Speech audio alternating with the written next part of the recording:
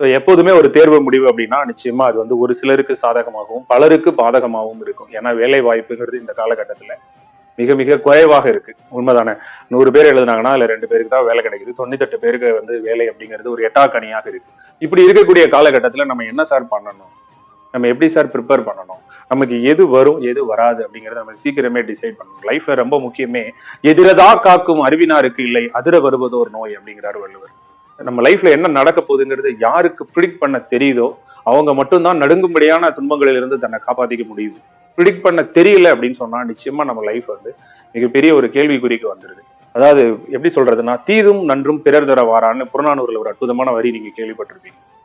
அறிவினார் ஆவது அறிவார்னு வள்ளுவர் சொல்றாரு. நமக்கு என்ன நடக்க போகுதுங்கிறத நம்ம முன்னாடியே நம்மளால ப்ரிடிக்ட் பண்ண முடியும். நம்ம ஒரு எடுத்த ஒரு காரியத்தை நம்மளால சக்சஸ் பண்ண முடியுமா முடியாதா, நம்ம ப்ரிப்பரேஷன் எப்படி போயிட்டு இருக்கு நம்ம ஆள் மனசுல கேட்டாலே நம்ம ஆள் மனசே சொல்லும். அப்போ அந்த இடத்துல நாம வந்து சரியா பண்ணலைன்னா நம்மளை திருத்திக்கிட்டோம்னா நிச்சயமா சக்சஸ் பண்ணிப்போம். நம்மளை திருத்தல அகைன் அண்ட் அகைன் நம்மளை வந்து நம்மளோட பலவீனத்துக்கு நம்மளை அடிமையாக்கிக்கிட்டே இருந்தோம்னா நிச்சயமா நமக்கு சக்சஸ் கிடைக்காது. Strength is life, weakness is டெத்னு அழகா இதை விவேகானந்தர் சொல்வார். உன்னுடைய பலம் தான் உன்னுடைய வாழ்க்கை, உன்னுடைய பலவீனம் தான் உன்னுடைய மரணம். உன்னுடைய பலவீனம் எதுன்னு தெரிஞ்சுக்கிட்டு அதை யாரு சரி பண்ணிட்டே போறானோ அவனுடைய லைஃப் நல்லா இருக்கும். பலவீனத்தை சரி செய்யாதவனுடைய லைஃப் என்ன தேய்வரை போல தேஞ்சிக்கிட்டே இருக்கும். ஸோ நிச்சயமா உங்க பலவீனங்களை எல்லாம் சரி பண்ணீங்கன்னா இது மாதிரியான போட்டித் தேர்வு எக்ஸாம்ல வெற்றி பெறுறது ஒரு பெரிய விஷயமா இருக்காது. இது கிட்டத்தட்ட ஒரு 15 ஆண்டு காலமாக இந்த போட்டித் தேர்வு ஃபீல்ட்ல நான் இருக்கேன். எனக்கு தெரிந்த அனுபவத்தின் மூலமா சொல்றேன், வேலை இருக்கு, அந்த வேலைக்கான திறமை அப்படிங்கிறத வளர்த்துக் கொள்வதில் நிச்சயமாக மாணவர்கள்ட்ட வந்து கேள்விக்குறிதான். அதாவது வேலை இருக்கு, வேலைக்கான திறமையை வளர்த்துக்கிட்டோம்னா நிச்சயமா நமக்கு கிடைச்சிரும் அப்படிங்கறதான் என்னுடைய கருத்து. ஏன்னா எப்படி சொல்றது, எவ்வது உறைவது உலகம் உலகத்தோடு அவ்வது உறைவது அறிவு. இதுதான் காம்படிஷன், இதுதான் சூழ்நிலை. சூழ்நிலையில சந்தர்ப்பம் இல்லைன்னு வருத்தப்படுறதை விட இந்த சூழ்நிலையில நம்ம முன்னேறதுக்கு வழி என்ன? ஏன்னா ஒரு சிலர் இதை பயன்படுத்தி என்ன செய்யறாங்க, முன்னேறி போயிட்டு இருக்காங்க. அப்ப நம்ம முன்னேறதுக்கு என்ன வழி அப்படிங்கறத திங்க் பண்றவங்க நிச்சயமா போஸ்டிங் வாங்கிட்டு தான் இருக்காங்க. சரியா நீங்க மோட்டிவேஷன் பண்றவங்க, நீங்க சொல்றவங்க எல்லாரும், உங்கள்ட்ட படிக்கிறவங்க எல்லாரும் அரசு வேலைக்கு போயிடுவாங்கன்னா நிச்சயமா இல்லதான்.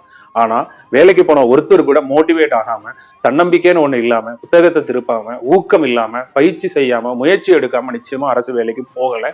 அது உங்களிடமும் இருந்தால் நிச்சயமா நீங்களும் அரசு வேலைக்கு போவீங்க அப்படிங்கிறத சொல்லிட்டு, என்னைக்கும் என்னுடைய பிள்ளைங்களுக்கு நான் வந்து இந்த போட்டித் தேர்வுல வெற்றி பெற்று வேலைக்கு போறது மட்டும்தான் அவங்களுடைய வாழ்க்கைன்னு சொல்லவே மாட்டேன். ஸோ 2 விஷயத்த மனசுல வச்சுக்கோங்க. ஒண்ணு வந்து இலக்கு, ஒண்ணு வந்து லட்சியம். இலக்குனா என்ன, லட்சியம்னா என்ன அப்படிங்கிறதுல நீங்க உங்கள்ட்ட ஒரு தெளிவு வேணும்னு நான் நினைக்கிறேன். நீங்கன்னு இல்லை, ஒட்டுமொத்த இந்த தமிழக இளைஞர்களிடமும் சரி, பள்ளி கல்லூரி மாணவர்களிடமும் சரி, இலக்கும் லட்சியம் இதை பத்தி ஒரு தெளிவு வேணும். லட்சியம் அப்படிங்கிறது என்னன்னா, நாம இப்ப நான் எதை அடைய போகிறேன் அப்படிங்கிறது லட்சியம். அந்த அடைவதற்கான வழிமுறை தான் இலக்கு. இப்ப நான் ஒரு அறிவாளியாக ஆகணும்னு ஆசைப்படுறேன்னா அது என்னுடைய லட்சியம். இதுக்காக நான் 10th படிக்கிறேன், 12th படிக்கிறேன், கல்லூரி படிக்கிறேன்னா அது என்னுடைய இலக்கு. அது போல நம்ம போட்டித் தேர்வுல ஜெயிச்சு வெற்றி பெற்று என்ன செய்ய போகிறோங்கிறது தான் நம்மளுடைய லட்சியம். மக்களுக்கு பணி செய்ய போகிறேன் அப்படின்னு சொன்னா அதுக்கான ஒரு வழிதான் இந்த அரசு வேலையை வாங்குறது. சப்போஸ் இது மிஸ் ஆனா கூட ஏதோ ஒரு வகையில இந்த சொசைட்டிக்கு நம்மளால ஒரு பயனுள்ள வாழ்க்கையை நம்மளால வாழ முடியும். என்னுடைய நோக்கம் என்னன்னா, பாரதிதாசன் சொன்ன வரிகள் தான்.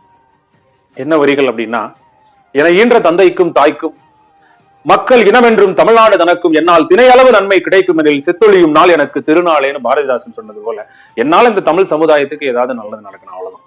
அதுக்கு ஒரு வழிதான் இந்த டாப் ஐஏஎஸ் அகாடமி. தவிர டாப் ஐஏஎஸ் அகாடமி இல்லைன்னா கூட ஏதோ ஒரு வகையில இந்த தமிழ் சமுதாயத்துக்கு, இந்த போட்டித் தேர்வு மாணவர்களுக்கு மட்டும் இல்லாம இந்த பள்ளி கல்லூரி மாணவர்கள் அனைவருக்கும் என்னாலான ஒரு சிறிய பங்களிப்பை நிச்சயமாக என்னால கொடுக்க முடியும். அதுவே போதுமானதாகவும் இந்த வாழ்க்கைக்கான பிறவி பயனாக, பிறவி பயன் பிறருக்கே என்ற அந்த வாசகத்துக்கு பொருத்தமானதாக இருக்கும்னு நான் நம்புறேன். சோ அதே போல நீங்களும் உங்க லட்சியம் என்னங்கிறதுல தெளிவா இருந்தீங்கன்னா இலக்குகள் தவறுனாலும் லட்சியங்கள் தவறாக. எங்க அப்பா அம்மா நல்லா பாத்துக்கணுங்கிறது உங்க லட்சியமா இருக்கலாம், நல்ல அறிவாளி ஆகணுங்கிறது உங்க லட்சியமா இருக்கலாம், சொசைட்டிக்கு சேவை பண்றது உங்க லட்சியமா இருக்கலாம். இதுக்கான பாதைகள் தான் இந்த அரசு பணிகள் அப்படின்னு நினைக்கணுமே தவிர அரசு பணியை உங்க லட்சியமாக நீங்க வைக்கும் போது நிச்சயமாக அந்த லட்சியங்கள் தவறும்போது வாழ்க்கையே தவறதாயிருது. அது வெறும் இலக்கு தான் அப்படிங்கறத நீங்க உணரணும்னு இந்த இடத்துல நான் உங்கள்கிட்ட கேட்டுக்கிறேன். என்னைக்குமே பிளான் ஏ பி சின்னு வச்சுக்கணும். உங்களுடைய லட்சியங்கள்ங்கிறது உயர்வான நோக்கம் உடையவதாக இருக்கணும். ஒரு எப்படி சொல்றது, ஒரு பரந்த எண்ணங்கள் உடையதாக இருக்கணும். இந்த சமுதாயத்துக்காக இருக்கணும், இந்த இயற்கைக்காக இருக்கணும், இல்லையா?